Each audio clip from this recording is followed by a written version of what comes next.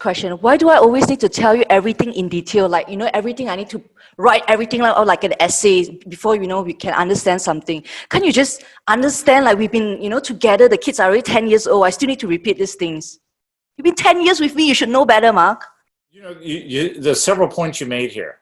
If there's been recurrent conversations about something and I'm not listening, that becomes the conversation.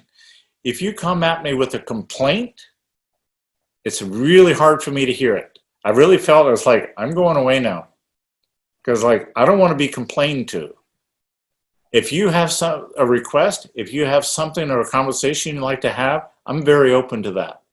But I don't want to be like nagged. I don't want to be complained to. If you can feel yourself, that's why practicing the centering is so important when you don't need it. So when you do need it, it comes more quickly. But really, it's like self-management first. Like, oh God, I'm in it. Catching yourself is the absolutely best thing you can do. I could just rattle off complaints. It's like, you're doing this, and this is all wrong, and you're doing this, and I can't believe you do this. And as I rattle off the complaints, but that doesn't go anywhere. If I go, you know, you do this and it really bothers me, I have a request that you do something different. And then we have a conversation. So sometimes you do have to get down into the details. It's the only way it's going to get resolved. That's where clarity comes from.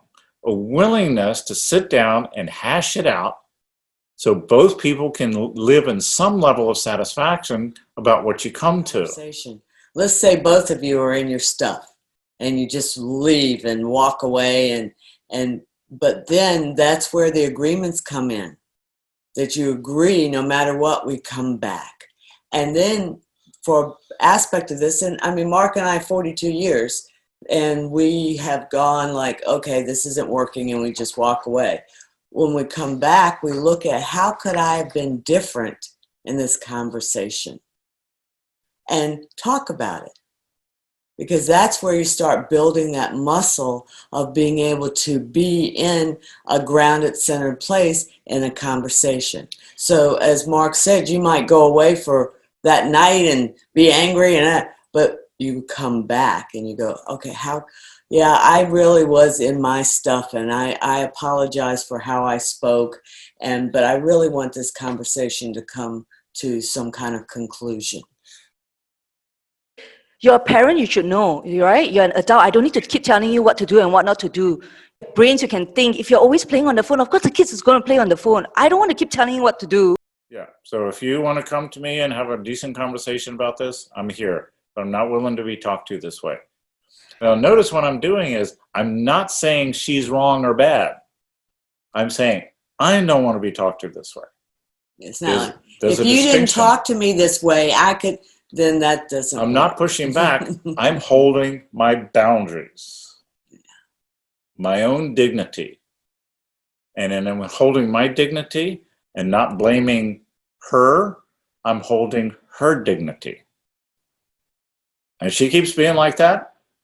That's her choice. We're going to have a conversation about it when she calms down. Here are the kids. Be clear. Expectations without agreements. It's like that's a conversation. That's a whole conversation in itself. It's like, what does it mean when we switch off and I take care of the kids or you take care of the kids? And it's like, and that's a great, yeah, thank you. Don't micromanage. It's not about that. If I make the request, and we're living in dignity and integrity, I don't have to monitor it to see if she's taking care of the kids the way that we agreed to take care of the kids. Not about that. I might peek in. It's like, how's it going? Do you need anything? That's not micromanaging. That's supporting. I may or may not agree, but I'm open to being asked.